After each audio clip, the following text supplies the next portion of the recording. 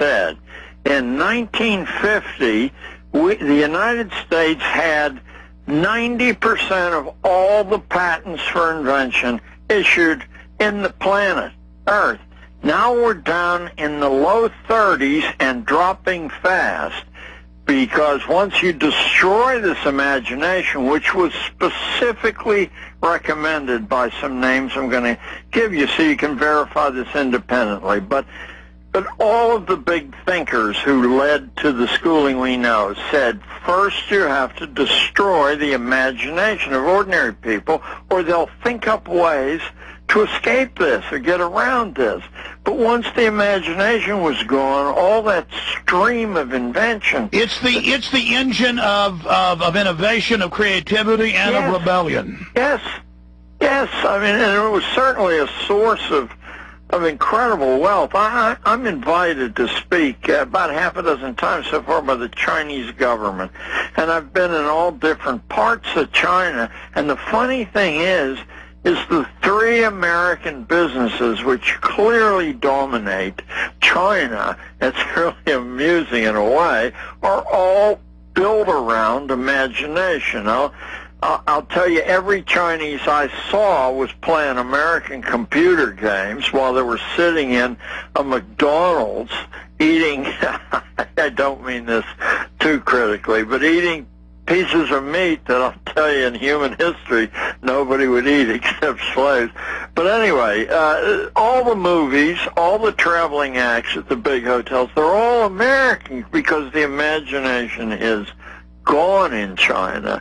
They can recruit hundreds of millions of people to, work around the clock for $2, but they can't. They steal our I know that your listeners know this. They steal our patents and our copyrights regularly. Here's an example. Until about 1915, going back to 1800, the U.S. had over half the patents, 4% of the population had half the world's wealth.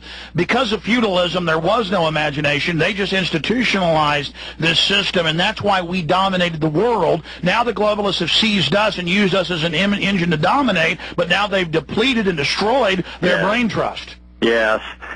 Well, let me get back, though, to Prussia. So Prussia's studied all over the world by ambitious nations, including the United States, and the lessons how to do this to your population are brought back.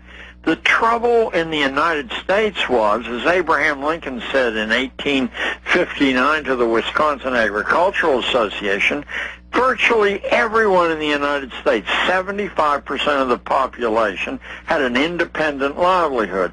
They were small farmers, they were entrepreneurs, they were dressmakers, they were traveling entertainers, and they didn't buckle under because they weren't tied to some bureaucratic ladder of jobs. So it took a long time, and what it took was several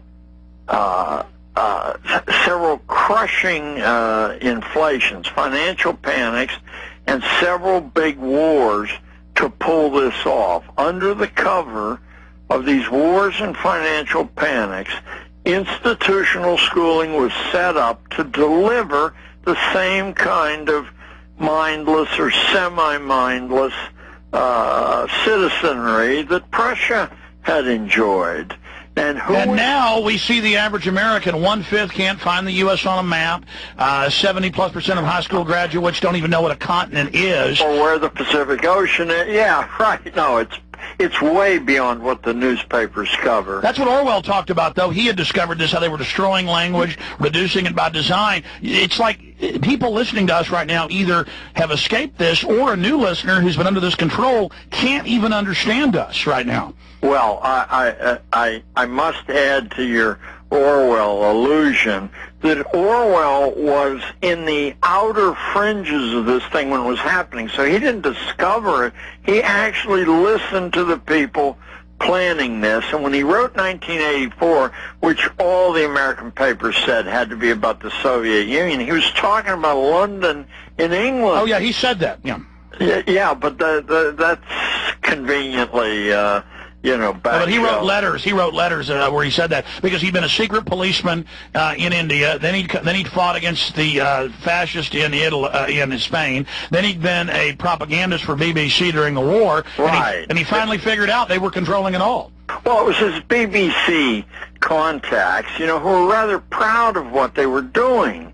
Really, the whole idea, we call part of that group now the Fabian Socialists, but the idea was that biologically, you and I and about 95% of the population are permanently inferior. I want to source that for you so that anyone who says this is wild talk can check it for themselves. It was Charles Darwin who said that in 1871 in the book called Descent of Man. He said only a few of the human race are evolving. Everybody else is a dead end, and if you can't... And then that expanded into his protege, Sir Francis Galton, the father of eugenics. Oh, well, Galton was more than his protege. It was his first cousin.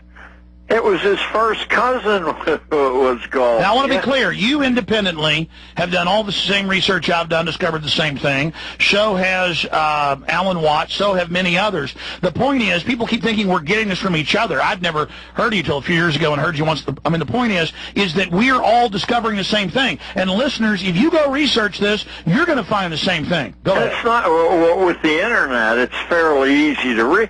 You don't have to go to an interpreter of this data. You can go directly to the data. You can pick at random any book that Galton ever wrote. That's Darwin's first cousin. And the hair will stand up on your head, and he's advising. I don't think many people know this. And then his protege, of course, was H.G. Wells, whose protege was then Julian Huxley. But go ahead.